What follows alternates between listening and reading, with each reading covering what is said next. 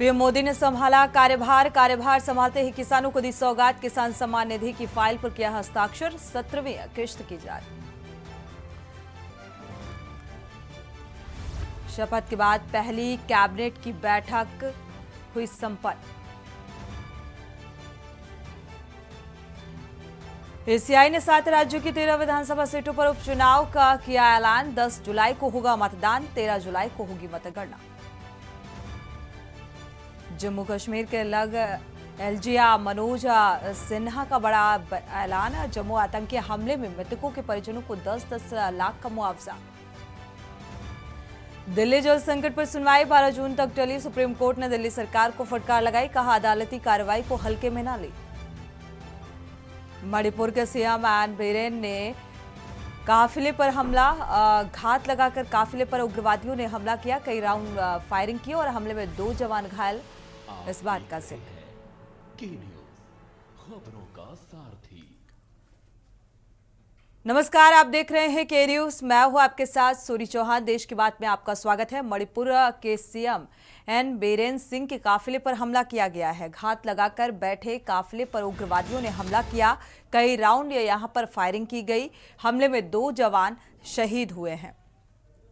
तो जिरीबाम इलाके का ये पूरा मामला, जिरीबाम जिले में आने के बाद काफिले पर हमला किया गया। बढ़ते आगे, इस बीच दिल्ली से खबर सामने आ रही है। चुनाव आयोग ने उपचुनाव की घोषणा की है। 7 राज्यों की 13 विधानसभा सीटों पर उपचुनाव होंगे। तारीखों का ऐलान हो चुका है। बिहार, एमपी, उत्तराखंड में उपचुनाव की घोषणा की गई है। पश्चिम बंगाल और हिमाचल प्रदेश में, पंजाब में उपचुनाव। तमिलनाडु की एक विधानसभा सीट पर भी उपचुनाव होंगे। 10 जुलाई को मतदान।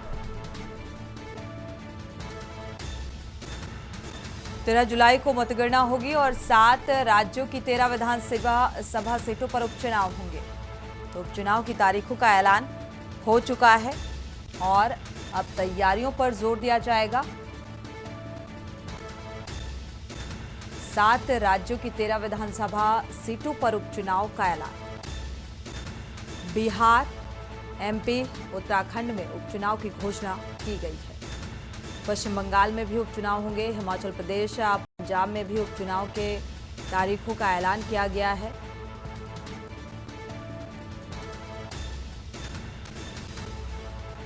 तमिलनाडु की एक विधानसभा सीट पर उपचुनाव होगा। तो 10 जुलाई को मतदान, 13 जुलाई को मतगणना होगी।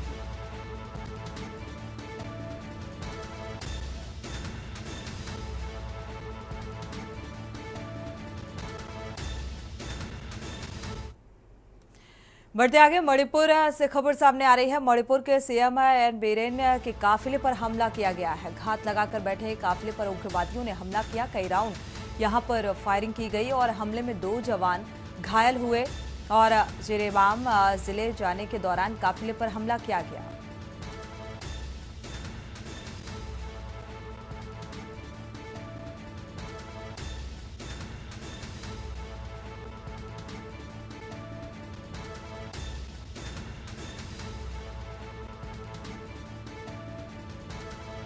तो मणिपुर के सीएम एन बीरेन पर यह हमला किया गया है, जो सुरक्षा व्यवस्था पर भी सवाल उठाता है कि आखिर किस तरीके की सिक्योरिटी रही कि घात लगाए बैठे इन उग्रवादियों ने हमला कर दिया और कैसे इस बात की भनक इन उग्रवादियों को कि ये मणिपुर के सीएम का काफिला और काफिले में ये हमला किया गया। इस बीच 2 जवान घायल भी हुए हैं। जो खबर सामने आ रही है, जिरीबाम जिले की ये घटना है जहां पर काफिले में हमला किया गया। हालांकि हिंसा की तस्वीरें जो हैं अक्सर मणिपुर से सामने आती हैं, लेकिन मणिपुर के सीएम के काफिले पर हमला सुरक्षा व्यवस्था पर सवाल उठाता है।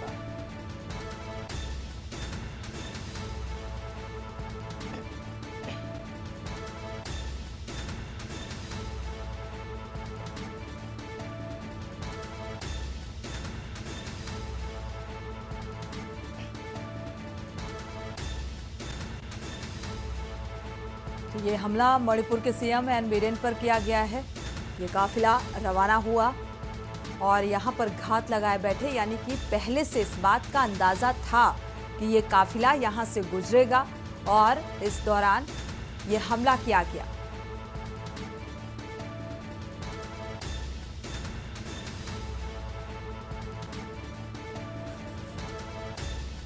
और इस बीच कई राउंड फायरिंग की गई और उस फायरिंग का जवाब जवानों ने भी दिया, लेकिन 2 जवान फिलहाल इस घटनाक्रम में जख्मी हुए हैं, घायल हुए हैं।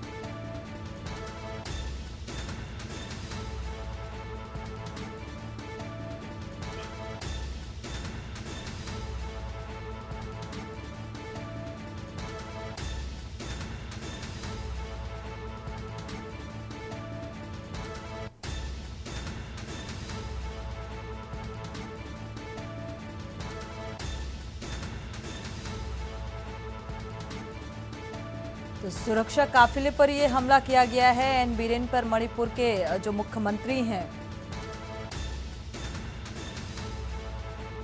तो कांग पोकपी जिले में ये घटनाक्रम हुआ।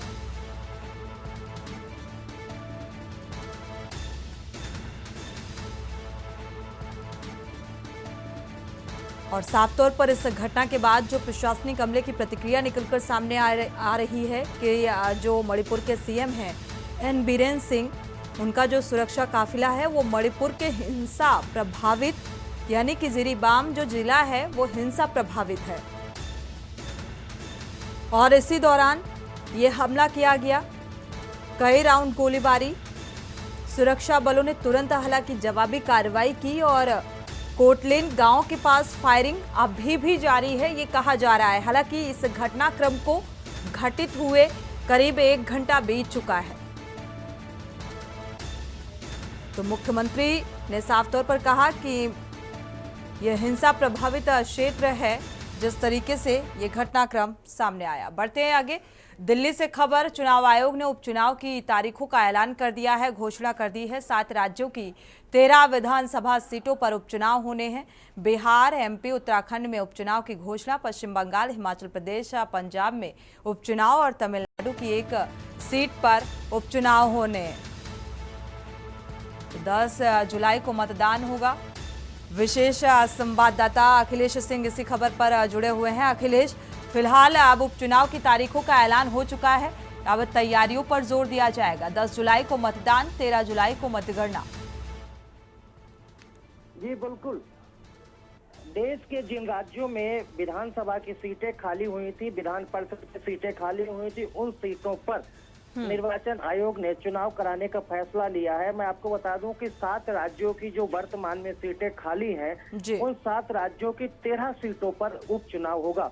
इनमें उत्तराखंड है, बिहार है, एमपी, हिमाचल प्रदेश, पश्चिम बंगाल, पंजाब, तमिलनाडु की 1 सीट, इन सब सीटों पर चुनाव होगा। और इसकी चुनाव की ये नोटिफिकेशन जारी कर दिया गया। 10 जुलाई को मतदान और 13 जुलाई को मतगणना होगी। बिल्कुल, ये अंदाजा लगा सकते हैं कि निर्वाचन आयोग ये चाहता है कि ये सीटें लंबे समय से खाली पड़ी थी, तो वो सीटें खाली ना रहे और इनको तत्काल वहां का कोई जनप्रतिनिधि चुना जाए। इस लिहाज से निर्वाचन आयोग ने नोटिफिकेशन जारी कर दिया है और इस नोटिफिकेशन के साथ मतदान और मतगणना की तारीखों का भी ऐलान कर दिया है। जी बिल्कुल, देखा जाए अब उपचुनाव की तारीखों का ऐलान हो चुका है, तो अब ऐसे में उम्मीदवारों की लिस्ट पर भी फोकस किया जाएगा, यानी कि उन नामों पर भी मंथन किया जाएगा। अखिलेश, बिल्कुल, नोटिफिकेशन जारी होते ही सभी राजनीतिक पार्टियां सक्रिय हो जाती हैं। पार्टी के पदाधिकारी और जो चुनाव लड़ना चाहते हैं, कार्यकर्ता और पदाधिकारी, वो भी सक्रिय हो जाते हैं। एक तरफ अभी लोकसभा चुनाव खत्म ही हो पाया था और मतगणना और सरकार के बाद अब एक तरफ जश्न मनाया जा रहा था, वहीं दूसरी ओर फिर अभी उपचुनाव की घोषणा हो गई। तो इससे देख सकते हैं कि इन क्षेत्रों की जो राजनीतिक पार्टी, वो क्षेत्रीय दल हैं या राष्ट्रीय दल हैं, फिर उन चुनावी मोड में पहुंच जाएंगे। वो यहाँ पर गहमा गहमी और राजनीतिक सरगर्मी एक बार फिर तेज नजर आएगी। बिल्कुल अखिलेश, शुक्रिया इस जानकारी को साझा करने के लिए। आप हमारे साथ बने रहिए। अंकित काला भी इसी खबर पर जुड़े हुए हैं, क्योंकि उत्तराखंड में भी उपचुनाव होना है। निकाय चुनाव को लेकर भी लगातार अंकित देखा जाए तो यहाँ पर सवाल उठते रहे हैं, निकाय चुनाव में क्यों लेट लतीफी की गई। अब उपचुनाव की तारीखों का ऐलान उत्तराखंड में भी हो चुका है, तो तैयारियों को लेकर क्या कुछ अपडेट? अंकित काला। बिल्कुल बिल्कुल आपने सही कहा। देखिए, निकाय चुनाव को लेकर के जो सवाल उठ रहे हैं सोनी, उसके पीछे की बड़ी वजह यह है कि धामी सरकार ने पहले प्रशासकों का जो कार्यकाल है उसको एक बार फिर से बढ़ाया है और पिछले साल दिसंबर महीने में जो प्रदेश की जो 100 से अधिक जो निकाय हैं उनका कार्यकाल पूरा हो गया था और तब से लेकर अब तक राज्य सरकार निकाय चुनाव नहीं करा पाई है। इस बीच अब उपचुनाव की तारीखों का ऐलान हो गया है। निर्वाचन आयोग ने कार्यक्रम जारी कर दिया है। इसके तहत 10 जुलाई को उत्तराखंड की 2 विधानसभाओं में मतदान होना है, बद्रीनाथ और मंगलौर विधानसभा। मंगलौर विधानसभा से जो इस सीट से जो बसपा के विधायक थे सरवत करीम अंसारी, उनका निधन हो गया था, जिसके बाद ये सीट खाली है। और इसके अलावा जो उत्तराखंड की बद्रीनाथ विधानसभा सीट है, जो जहां से की कांग्रेस के विधायक राजेंद्र भंडारी चुन करके आए थे, लेकिन उन्होंने हाल फिलहाल कांग्रेस को छोड़ करके भाजपा का दामन थामा था, जिसके बाद उन्होंने अपनी विधायकी से इस्तीफा दे दिया था, रिजाइन दिया था। जिसके बाद उत्तराखंड की इन दोनों सीटों पे 10 जुलाई को मतदान होना है और 13 तारीख को मतगणना होगी। तो इसको लेकर के दोनों ही राजनीतिक दलों ने तैयारी शुरू कर दी है। साथ ही साथ लोकसभा के इलेक्शन के नतीजे आए हैं सोनी, जिस तरीके से तो राज्य की 5 लोकसभा सीटों में भाजपा के 5 प्रत्याशी जीते हैं, तो निश्चित ही भाजपा जो है जीत को लेकर के काफी आश्वस्त है। लेकिन कांग्रेस भी अपनी ओर से जीत का दावा कर रही है। बहरहाल अब दोनों ही दल तैयारियों में लगे हुए हैं। देखना होगा कि कौन इन दोनों विधानसभा सीटों में जीत दर्ज करता है। बिल्कुल, कौन जीत दर्ज करेगा, क्योंकि लगातार उम्मीदवारों को लेकर भी चिंतन और मंथन शुरू हो चुका है पार्टियों की तरफ से। शुक्रिया इस तमाम जानकारी को साझा करने के लिए अंकित काला। तो अब पश्चिम बंगाल, हिमाचल प्रदेश, पंजाब में उपचुनाव की तारीखों का ऐलान हो चुका है। साथ ही उत्तराखंड में भी उपचुनाव की तारीखों का ऐलान हो चुका है, यानी कि उपचुनाव को लेकर घोषणा कर दी गई है और अब तैयारियों पर फोकस किया जा रहा है, उम्मीदवारों पर फोकस किया जा रहा है। तो तमिलनाडु में भी उपचुनाव का ऐलान, 13 जुलाई को मतगणना, 7 राज्यों की 13 विधानसभा सीटों पर उपचुनाव होंगे।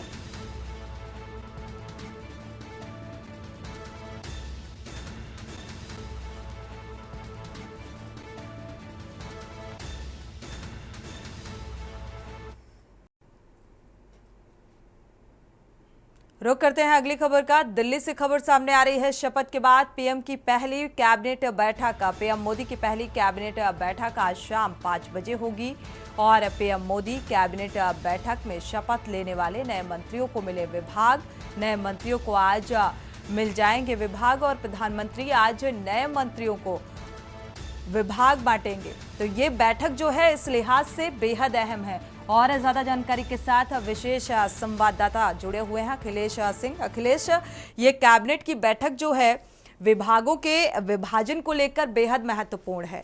क्या लगता है किसको कौन सा विभाग मिल सकता है? आपको बताता हूं कि आज जो नए मंत्रिमंडल गठित हुआ है, नई सरकार नए मंत्रिमंडल के साथ आज प्रधानमंत्री नरेंद्र मोदी कैबिनेट की बैठक शाम 5 बजे लेंगे। उससे पहले विभागों का बंटवारा, यानी मंत्री जो बनाए गए हैं वो कैबिनेट मंत्री या बाकी स्वतंत्र प्रभार के मंत्री, राज्य मंत्री, इन सभी को आज विभाग मिल जाने की उम्मीद है। क्योंकि ये एक प्रक्रिया के तहत कहा जा सकता है कि जब भी प्रधानमंत्री कैबिनेट की बैठक बुलाते हैं तो एटलीस्ट उनके कैबिनेट मंत्रियों के पास विभाग होने चाहिए। तो ये तो इस लिहाज से आप देखा जाता है कि 5 बजे जब प्रधानमंत्री कैबिनेट की बैठक करेंगे तो कैबिनेट की बैठक से पहले मंत्रियों के विभाग बढ़ सकते हैं, उन मंत्रियों के अपने विभाग मिल सकते हैं, ताकि जब कैबिनेट में मंत्री पहुंचे तो कैबिनेट में पहुंचने के समय मंत्रियों के पास अपने विभाग की जानकारी हो, अपने विभाग का एजेंडा हो, अपने विभाग के कामकाजों के बारे में उनको A to Z जानकारी हो, ताकि जब प्रधानमंत्री उस विभाग की चर्चा कैबिनेट की बैठक में कर रहे हो तो वो अपने विभाग के संबंध में कुछ समझ सके। और ये आपको बता दूं कि इस कैबिनेट की बैठक में सबसे महत्वपूर्ण ये बात है कि प्रधानमंत्री नरेंद्र मोदी ने पहले से ही कह दिया है कि उनका 100 दिन का एजेंडा तैयार है। यानी आज जो कैबिनेट की बैठक होगी उसमें 100 दिन के एजेंडा पर चर्चा होगी। उस 100 दिन के एजेंडा में सबसे पहला एजेंडा कि 2047 तक विकसित भारत कैसे बनाना है और विकसित भारत बनाने के रोड मैप को धरातल पर कैसे उतारना है और उसको अमली जामा पहनाने के लिए जो परियोजनाएं चल रही हैं, जो योजनाएं चल रही हैं, जो प्रोजेक्ट चल रहे हैं, उनकी स्पीड क्या है, वो किस गति से काम वहाँ हो रहा है, कितना अधूरा है, कितना पूरा हो चुका है, इन तमाम चीजों को लेकर वो अपनी कैबिनेट की बैठक में चर्चा करेंगे और जहां जिसको जो निर्देश देना है वो प्रधानमंत्री निर्देश देंगे और कोई नया प्रोजेक्ट, नई योजना, नई परियोजना पर कैबिनेट में चर्चा हो सकती है। और बिल्कुल अखिलेश, शुक्रिया इस तमाम जानकारी को साझा करने के लिए। तो फिलहाल इस लिहाज से ये बैठक जो है बेहद महत्वपूर्ण है। शाम 5 बजे ये बैठक होगी कैबिनेट की और क्या कुछ बदलाव की तस्वीर सामने आएगी, क्योंकि विकसित भारत का संकल्प 100 दिनों का जो एजेंडा है प्रधानमंत्री का वो पहले से तय हो चुका है और उसी एजेंडे के तहत अब विकसित भारत की ओर अग्रसर यानी कि विकास कार्यों को बढ़ाया जाएगा और कौन सी जिम्मेदारी सौंपी जाती है मंत्रियों को, ये भी देखना दिलचस्प होगा।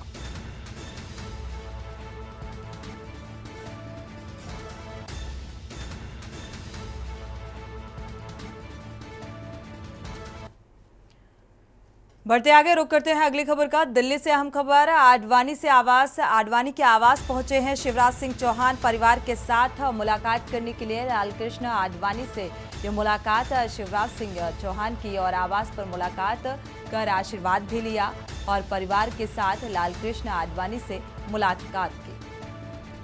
तो वरिष्ठ होने के नाते और साथ ही अहम भूमिका निभाने के लिहाज से लगातार वो तस्वीरें भी सामने आती रही कि चाहे प्रधानमंत्री हो या शिवराज सिंह चौहान हो या वो तमाम बड़े नेता जो भारतीय जनता पार्टी में जिनकी एक अहम भूमिका रही, वो फिलहाल लालकृष्ण आडवाणी से मुलाकात करने के लिए अक्सर पहुंचते हैं, आशीर्वाद लेने के लिए पहुंचते हैं। और ये तस्वीरें भी बेहद अहम जब शिवराज सिंह चौहान भी आशीर्वाद लेने के लिए अपने परिवार के साथ लालकृष्ण आडवाणी के आवास में पहुंचे।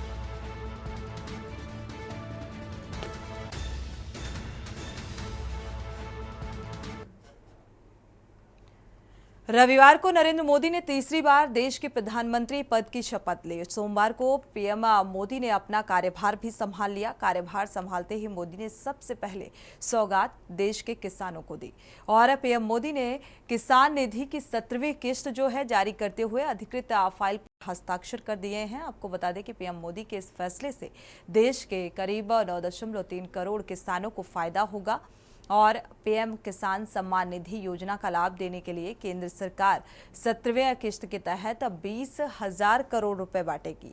पीएम मोदी ने कार्यभार संभालने के बाद ही सबसे पहला कदम किसान सम्मान निधि की फाइल साइन करके उठा लिया है। पीएम मोदी ने किसानों के हितों को ध्यान में रखते हुए किसान सम्मान निधि की जो किस्त है उसे जारी किया।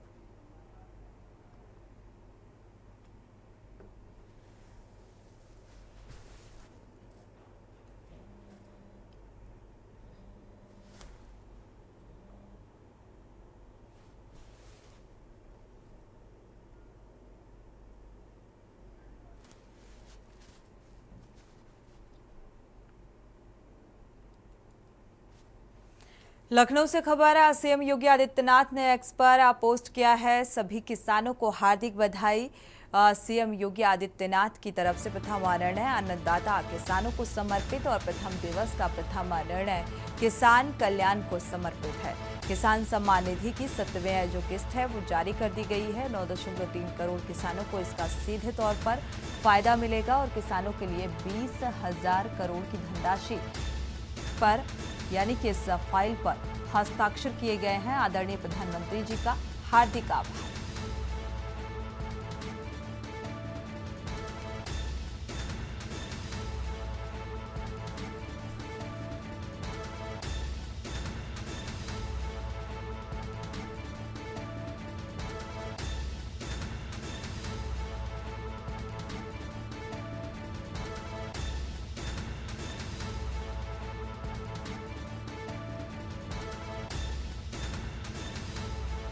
तो आभार जताते हुए सीएम योगी आदित्यनाथ ने ये एक्स पर पोस्ट किया। मोदी सरकार के तीसरे कार्यकाल की शुरुआत हो चुकी है और 9 जून को नरेंद्र मोदी ने अपने मंत्रियों के साथ पद की शपथ ली। राजनाथ सिंह, अमित शाह, नितिन गडकरी, शिवराज सिंह समेत बीजेपी के कई सीनियर नेताओं ने कैबिनेट मंत्री पद की शपथ ली है। और इस बीच उत्तर प्रदेश के मुख्यमंत्री योगी आदित्यनाथ ने अमित शाह, नितिन गडकरी समेत राजनाथ से मिलकर उन्हें बधाई भी दी। और सीएम योगी ने पहले अमित शाह से करीब 35 मिनट की मुलाकात की। सरकार गठन के तुरंत बाद अमित शाह से सीएम योगी की मुलाकात बेहद अहम मानी जा रही है। और शाह से मीटिंग के बाद योगी ने कैबिनेट मंत्री नितिन गडकरी से भी मुलाकात की और गडकरी को नई सरकार में शामिल होने पर बधाई भी दी। मोदी सरकार में इस बार उत्तर प्रदेश से शामिल मंत्रियों की बात करें तो राज्यसभा सांसद और हरदीप सिंह पुरी के अलावा लखनऊ से लगातार तीसरी बार चुनकर आए हैं।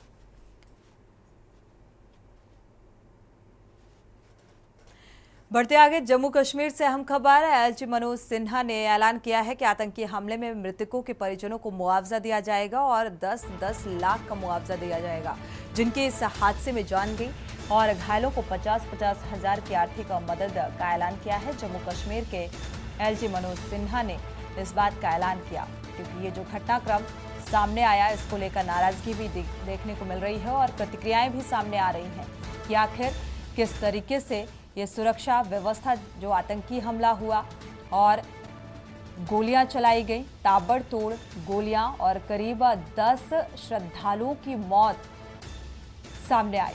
हालांकि ये कहा जा रहा है कि अगर बस खाई में ना गिरती तो ये हादसा, यानी कि जो श्रद्धालु बस में सवार थे उन्हें गोलियों से भूंज दिया जाता और ये एक बड़ा घटनाक्रम, यानी कि ये जो आंकड़ा है बढ़ जाता। हालांकि घायलों को उपचार के लिए अस्पताल पहुंचाया गया है, लेकिन इस घटनाक्रम को लेकर सुरक्षा व्यवस्था पर सवाल। रायबरेली से खबर, गांधी परिवार का कल अमेठी रायबरेली दौरा है। सोनिया और राहुल और प्रियंका का यह दौरा संभावित माना जा रहा है। चुनाव के बाद पहली बार रायबरेली अमेठी का दौरा है और रायबरेली और अमेठी की जनता से आभार जताएंगे। अमेठी सांसद केएल शर्मा साथ में मौजूद रहेंगे और रायबरेली में भुए महुआ गेस्ट हाउस में कार्यक्रम का आयोजन भी रखा गया है। कार्यकर्ता सम्मेलन का आयोजन, जिसमें राहुल गांधी, सोनिया गांधी और प्रियंका गांधी वाड्रा पहुंचेंगे।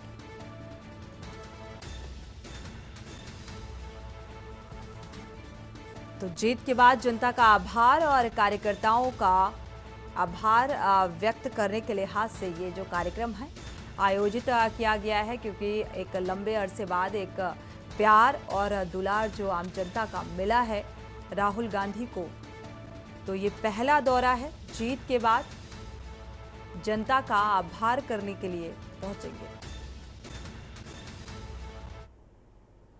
आभार समारोह है, कार्यकर्ता आभार समारोह है। अमेठी और रायबरेली के कार्यकर्ता दोनों इकट्ठे होंगे और भुए मऊ में, पहले ये फुर्सतगंज में था कार्यक्रम, अब उसका स्थान बदल के भुए मऊ कर दिया गया। तो भुए मऊ के अंदर हमने 3 बजे का कार्यकर्ताओं को टाइम दिया है कि 3 बजे आके अपना स्थान ले लें। उसके बाद फिर राहुल जी उनको संबोधन करेंगे, सोनिया जी संबोधन करेंगी, प्रियंका जी संबोधन करेंगी, उनको कार्यकर्ताओं का धन्यवाद देंगी और उसके बाद ये कार्यक्रम समाप्त हो जाएगा। ठीक है, तो ये कार्यक्रम है। चुनाव के बाद पहला कार्यक्रम है, इसमें किस तरह से उत्साह देखने मिल रहा है? नहीं, उत्साह तो बहुत है, लेकिन हमारी कैपेसिटी कम हो गई क्योंकि भुए मऊ के अंदर बहुत ज़्यादा बड़ा ग्राउंड नहीं है हमारा, तो वही 3-3.5 हज़ार की कैपेसिटी का है। तो इसलिए मैंने रायबरेली को ज़्यादा उसमें दिया, मैंने अपना थोड़े कम कार्यकर्ता आएंगे अमेठी के, लेकिन ये होगा कि अगर स्थान परिवर्तन ना होता तो फिर शायद हम लोग ज़्यादा कार्यकर्ताओं को कर सकते थे। लेकिन इसके बाद फिर हम लोग विधानसभा और ब्लॉक स्तर तक भी अभी प्लान कर रहे हैं। कल मैं उनसे मिला कि 3-4 दिन मेरे लग गए। केशवानंद इसी खबर पर जुड़े हुए हैं। केशवानंद, अगर देखा जाए जीत के बाद ये पहला दौरा बेहद अहम कहा जा सकता है। जनता का भी धन्यवाद देना होगा, साथ ही कार्यकर्ताओं का भी आभार व्यक्त करना होगा। तो क्या कुछ तैयारी आगमन को लेकर और क्या जानकारी? बिल्कुल, देखिए कल गांधी परिवार रायबरेली में पहुंचेगा। सोनिया गांधी होंगी, राहुल गांधी होंगे और प्रियंका गांधी। साथ में अभी नवनिर्वाचित जो अमेठी सांसद है केएल शर्मा, वो भी मौजूद रहेंगे। कल तीन तीन साधारण सांसद जो है वो रायबरेली में होंगे। जिसके बाद देखा जा रहा है जो रायबरेली के कांग्रेस के पदाधिकारी हैं उनमें काफी उत्साह देखने को मिला, क्योंकि जो लोकसभा का चुनाव हुआ है अभी हाल ही में समापन हुआ है, उसके बाद राहुल गांधी का पहला दौरा है, तो काफी लोगों में उत्साह देखने को मिला। लगभग 4 लाख वोटों से राहुल गांधी यहाँ से विजयी हुए हैं। तो खास तौर से रायबरेली हॉट सीट भी थी उत्तर प्रदेश की, और यहाँ पे लोगों की निगाहें भी टिकी हुई थी। उस हिसाब देखा जाए तो रायबरेली को में लोगों में काफी उत्साह है और कल के लेकर के तैयारियां को जो है वो शुरू कर दी गई है। जो सोनिया गांधी का गेस्ट हाउस है रायबरेली के भोईमऊ में, उस गेस्ट हाउस के अंदर कार्यक्रम के लेकर के सभी तैयारियां की जा रही है। हालांकि अंदर जो मीडिया का बैन रखी गई है, मीडिया बाहर ही रहेगी, लेकिन पूरी जो तैयारियां हैं वो सोनिया गांधी के गेस्ट हाउस के अंदर की जा रही है। और देखा जा रहा है कि जो कांग्रेस के पदाधिकारी हैं वो कल की तैयारियों को लेकर के सभी जो है जुटे हुए हैं। जी बिल्कुल केशवानंद, जाहिर सी बात है जो नतीजे जो परिणाम निकलकर सामने आए उसके बाद ये तो तय हो गया कि जनता बदलाव चाहती थी और इसी लिहाज से वो जनाधार कांग्रेस के खाते में गया। राहुल गांधी को वो प्यार मिला और यहाँ पर अब अक्सर क्योंकि ये कहा जा रहा है रायबरेली अब बेहद महत्वपूर्ण भी है, तो अक्सर जनता के बीच जो है आना जाना लगा रहेगा। जनता में किस तरीके का उत्साह इस आगमन को लेकर? देखिए बिल्कुल, आपको बता दें 2019 में उत्तर प्रदेश में मात्र एक सीट रायबरेली ही थी जो गांधी परिवार के हाथों में लगी थी।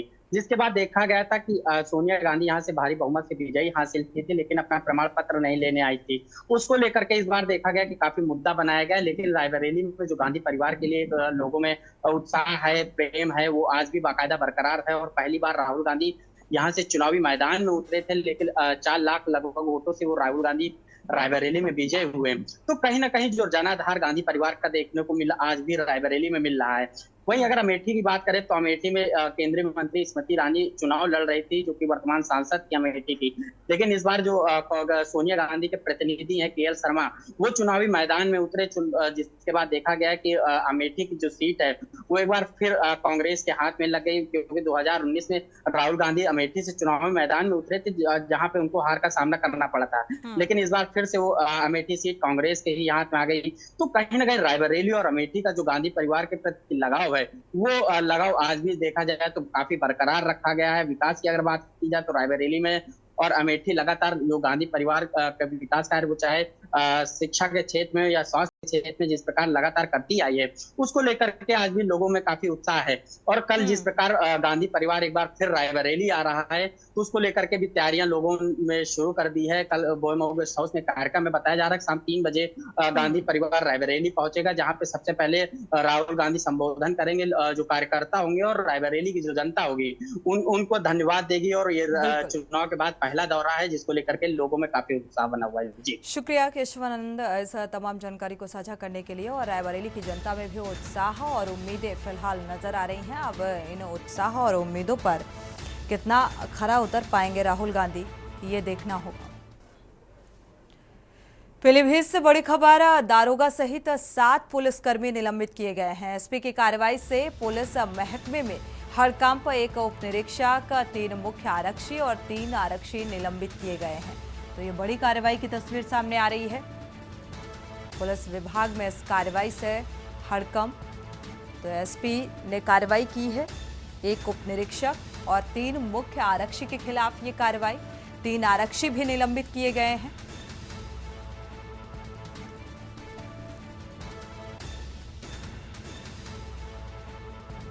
तो दारोगा समेत 7 पुलिसकर्मियों को निलंबित किया गया है।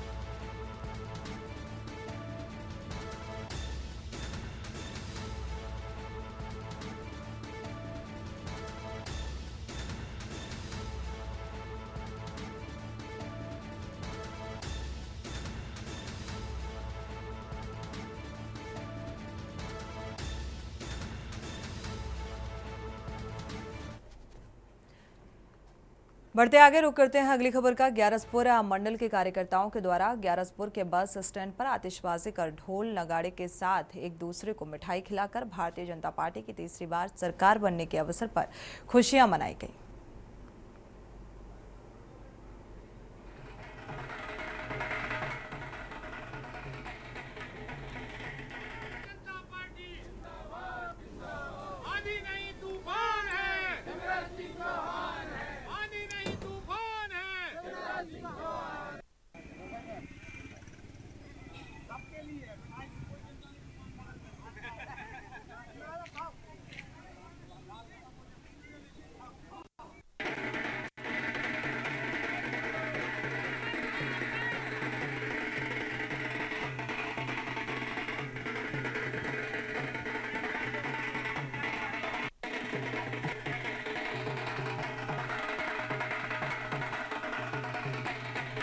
प्रदेश में जो 29 की 29 सीटें भारतीय जनता पार्टी के पक्ष में गई हैं, ये बहुत गर्व की बात है। और भारतीय जनता पार्टी के मंडल के और जिले के समस्त कार्यकर्ताओं ने इतनी गर्मी के सीजन में भी अपना खून पसीना एक करके और एक एक सीट और एक एक बूथ जिताने का काम करा। भारतीय जनता पार्टी के कार्यकर्ता और किसान मजदूर जितने भी कार्यकर्ता पदाधिकारी हैं, उन सब के लिए बहुत बहुत धन्यवाद है। इस वीडियो के माध्यम से मैं पूरे देशवासियों को बहुत बहुत बधाई और बहुत बहुत शुभकामनाएं देता हूं। आज इस भारत माता का सपूत, बहुत ही शेर दिल इंसान, नेक दिल इंसान, जो कि पूरे विश्व में राज करने की क्षमता रखते हैं, ऐसे हमारे यशस्वी प्रधानमंत्री माननीय नरेंद्र मोदी जी आज फिर भारत की संसद पर विराजमान होकर हमारे देश के प्रधानमंत्री बनने जा रहे हैं। पूरे देशवासियों को उनको बहुत बहुत शुभकामनाएं, बहुत बहुत बधाइयां। इसी कार्यक्रम में आज ग्यारसपुर में भी ये कार्यक्रम बड़े जश्न जोर से मनाया गया। खबर बलिया से है, जहां भीषण गर्मी और हीट वेव के प्रभाव का असर देखने को मिल रहा है। जिलाधिकारी रविंद्र कुमार ने जिला अस्पताल का निरीक्षण किया और जिलाधिकारी ने सभी वार्डों में मरीजों से बातचीत भी की और मरीजों द्वारा गर्मी में कूलर पंखे की कमी फिलहाल इसको पूरा करने के लिए निर्देशित किया गया है। अस्पताल का सारा जो बेड और या तो एसी से और कूलर लगाने के लिए निर्देशित किया गया। सीएमएस को निर्देश दिए गए हैं कि पानी की व्यवस्था की जाए ताकि आने वाले किसी भी मरीज को किसी तरीके की दिक्कत का सामना ना करना पड़े।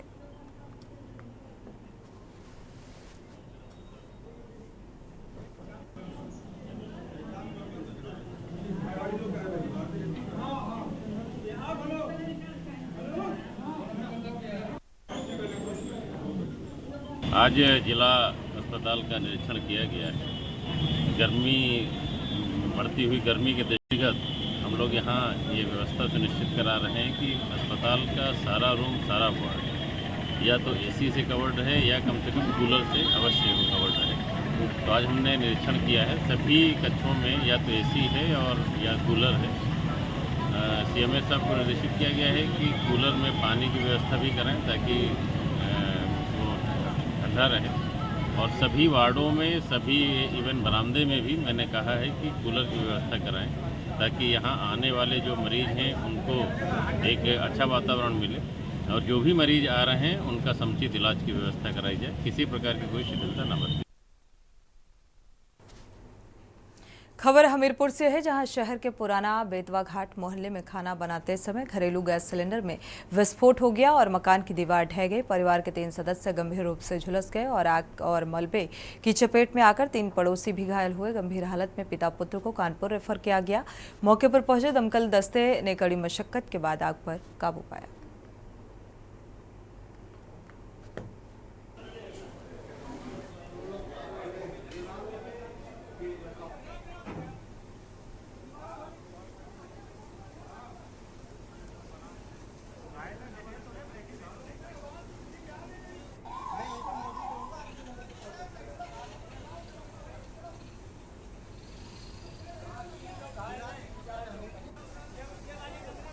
जब तो एक बच्चा है, जो पिताजी हैं और कुछ महिलाएं हैं, लेकिन बच्चा बहुत सीरियस है और उनके पिताजी बहुत सीरियस हैं, काफ़ी जले हुए हैं। उनका इलाज चल रहा है, तो सीरियस उनको कानपुर रेफर किया जा रहा है।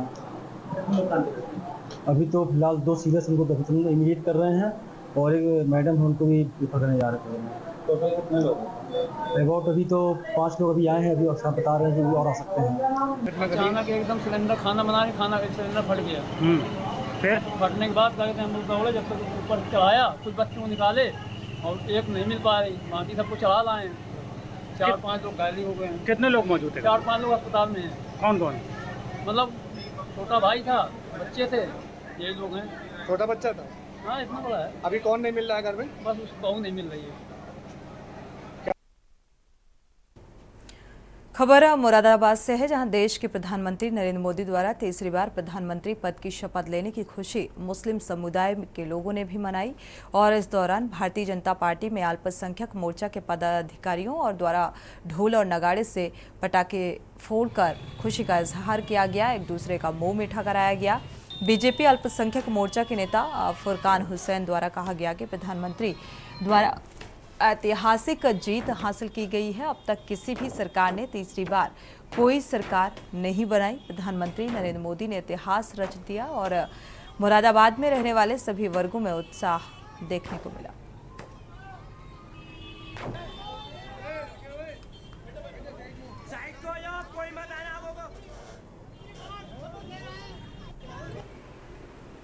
मैं प्रधानमंत्री नरेंद्र मोदी जी को तीसरी बार शपथ लेने पर भारतीय सूफी फाउंडेशन की तरफ से मुबारकबाद पेश करता हूँ और ये उम्मीद करता हूँ कि क्योंकि प्रधानमंत्री सूफीवाद से प्रेम करते हैं, प्रधानमंत्री ने अपनी पॉलिटिकल पार्टी के अंदर सूफी संवाद बनाया। अब हमें उम्मीद है कि इस टर्म के अंदर प्रधानमंत्री हैट्रिक टर्म के अंदर सूफिज्म के ऊपर काम करेंगे, दरगाहों पर काम करेंगे, आस्थानों पर काम करेंगे और सूफियों को बाकायदा सत्ता के अंदर भागीदारी भी देंगे। ये हमें उम्मीद है और देश के अल्पसंख्यकों का अब उत्थान होगा। इसी के साथ मैं ये भी अपील करता हूँ कि अब जो लोग देश को तोड़ने का काम कर रहे हैं, जो देश के अंदर एकता और अखंडता को ख़त्म करना चाहते हैं, ऐसे चेहरों को भी प्रधानमंत्री अब बेनकाब करेंगे। शामली में ननिहाल में घर के गेट में खड़ी 4 वर्षीय बच्ची पर देर रात तेंदुए ने हमला कर दिया और तेंदुआ बच्ची के मुंह में उठाकर जंगलों में भागने लगा और ग्रामीणों के शोर मचाने पर यह पता चला और तेंदुआ बच्ची को छोड़कर फिलहाल जंगलों में घुस गया। परिजन बच्ची को चिकित्सक के यहाँ ले गए। चिकित्सक ने मृत घोषित कर दिया। हादसे में परिजनों में कोहराम मचा हुआ है। ग्रामीणों में दहशत का माहौल देखने को मिल रहा है।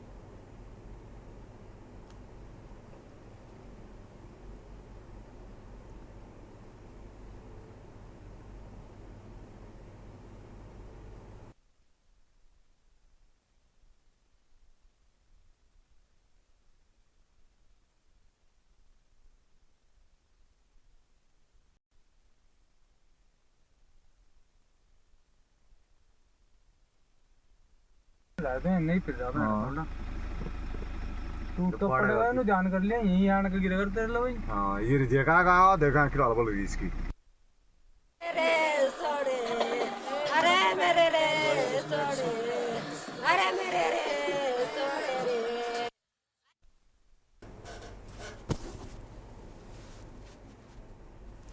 उधर जम्मू के रियासी जिले के शिवाखोड़ी में रविवार शाम धार्मिक स्थल में दर्शन कर लौट रहे श्रद्धालु जो हैं बस पर घात लगाए बैठे आतंकियों ने हमला कर दिया और मामले में संज्ञान लेते हुए जिला प्रशासन द्वारा ज्ञानेंद्र कुमार ने तहसीलदार न्यायिक तुलसीपुर और प्रभारी न्यायालय सुरक्षा ओम प्रकाश चौहान को जम्मू में आतंकी हमले में प्रभावित परिवारों की सहायता के लिए रवाना किया गया है।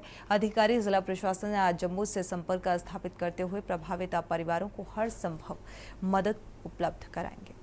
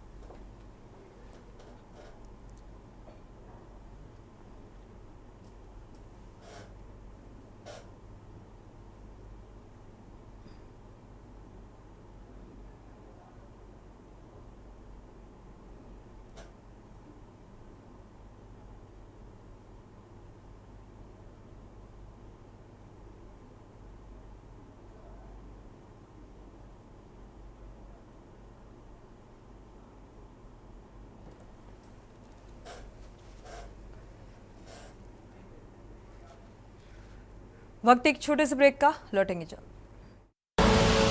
आप देख रहे हैं के न्यूज खबरों।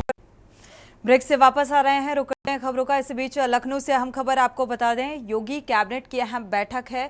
फिलहाल ये बैठक बेहद महत्वपूर्ण विभागों को लेकर, जिम्मेदारी को लेकर योगी सरकार की ये पहली बैठक। तो 11 बजे लोक भवन में ये बैठक होगी, मीटिंग होगी। तो सीएम योगी की अध्यक्षता में ये बैठक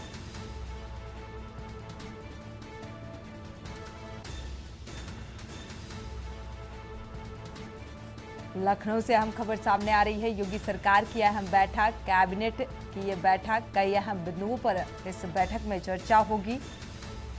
कल 11 बजे ये बैठक सीएम योगी आदित्यनाथ की अध्यक्षता में।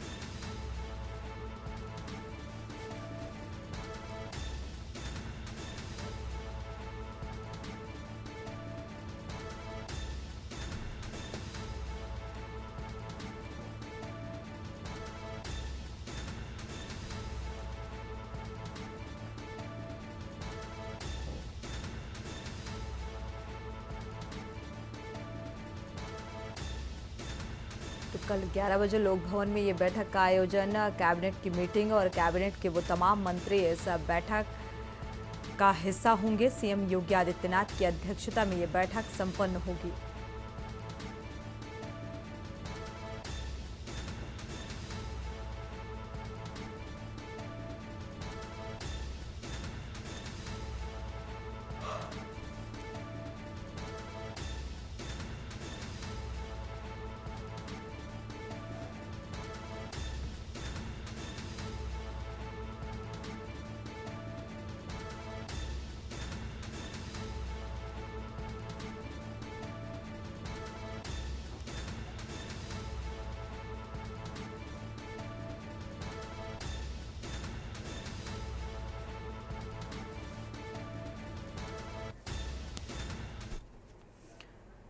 और इसी बीच गोंडा से खबर सामने आ रही है। आपको बता दें, गोंडा से अहम खबर, जम्मू कश्मीर में हुए आतंकी हमले का ये पूरा मामला सामने आ रहा है, जहां पर गोंडा से 2 मजिस्ट्रेट जम्मू के लिए रवाना किए गए।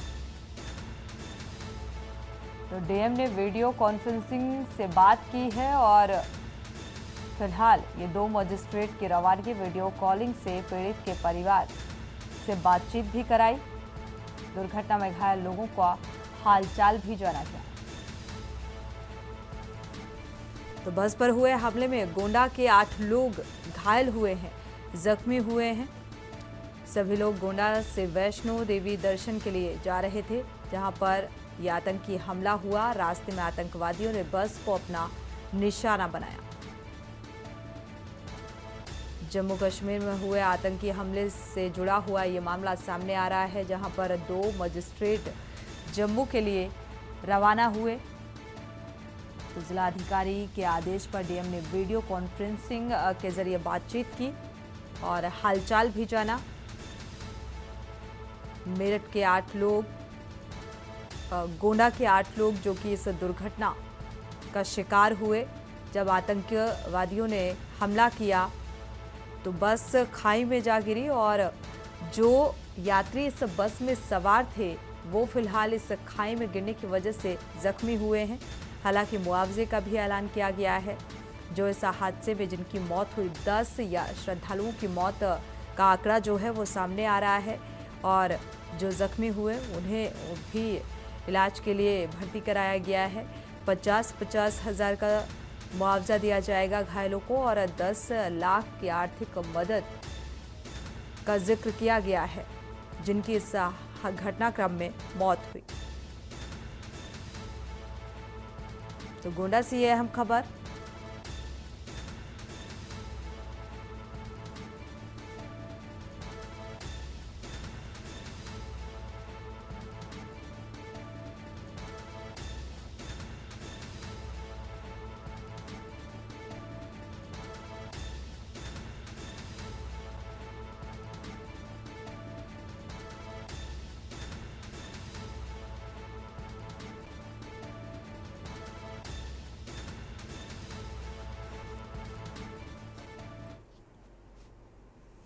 और इसी बीच अल्मोड़ा से खबर सामने आ रही है। अल्मोड़ा से अहम खबर आपको बता दें, भीषण गर्मी का प्रकोप और इसी बीच जंगलों में लगी आग। तो अल्मोड़ा में ग्रामीण क्षेत्रों के जंगलों में आग लगी है। ड्राई मौसम होने की वजह से फिर से धधकने लगे जंगल। वनाग्नि की घटनाएं रुकने का नाम नहीं ले रही हैं। धुएं से धुंध छाई हुई है और आग के कारण जो शहरी क्षेत्र है वो फिलहाल इस धुंध से प्रभावित। दमकल और वन विभाग लगातार आग पर काबू पाने का प्रयास कर रहा है। अभी तक फायर ब्रिगेड ने करीब 2.5 लाख जो पानी है वो खपा चुका है। जनपद में अभी तक 285 हेक्टेयर वन संपदा आग से प्रभावित हुई है, यानी कि जली है। अल्मोड़ा में ग्रामीण क्षेत्रों के जंगलों में ये आग लगी है। लगातार पिछले एक लंबे अरसे से जो वनाग्नि की घटनाएं हैं वो थमने का नाम नहीं ले रही हैं। वो तमाम कोशिशें भी की जा रही हैं इन घटनाओं पर अंकुश लगाने और आग पर काबू पाने का। बावजूद इसके ये घटनाएं थमती हुई नजर नहीं आ रही।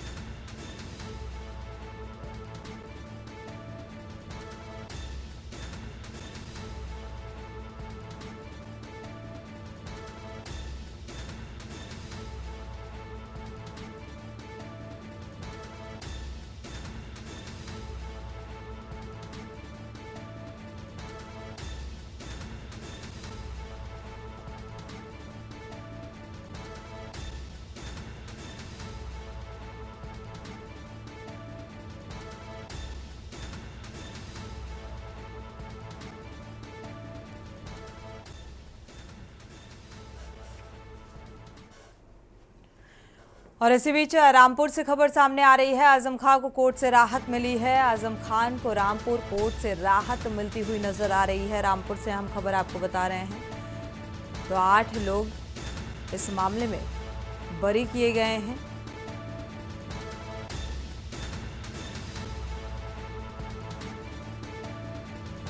– 2019 में डूंगरपुर मामले में 13 केस दर्ज किए गए थे। 2019 का ये मामला जिसमें कोर्ट का फैसला निकलकर सामने आया है और आजम खान को इस मामले में राहत मिलती हुई नजर आ रही है।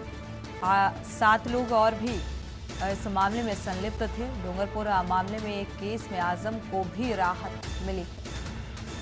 2019 के इस मामले में कोर्ट का फैसला निकलकर सामने आया है। 13 केस 2019 में दर्ज किए गए थे। रामपुर से ये अहम खबर।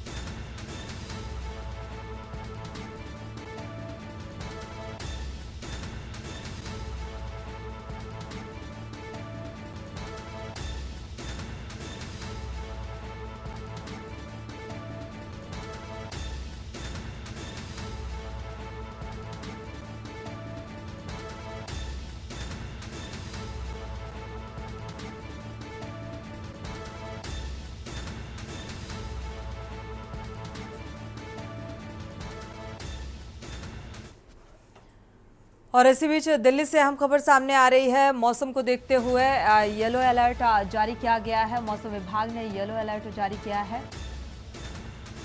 मौसम विभाग ने लू चलने का अनुमान जताया है। तो भीषण गर्मी और लू को देखते हुए 47 डिग्री सेल्सियस जो दिल्ली में पारा है वो पहुंचा है। दिल्ली का न्यूनतम तापमान 29 डिग्री रहने का अनुमान जताया जा रहा है। तो इसी को देखते हुए मौसम विभाग ने येलो अलर्ट जारी किया है।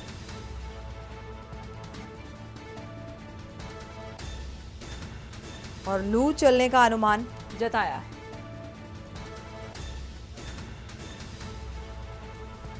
तो भीषण गर्मी का प्रकोप और लू को देखते हुए ये येलो अलर्ट आज जारी किया गया। 29 डिग्री जो तापमान है वो रहने का अनुमान।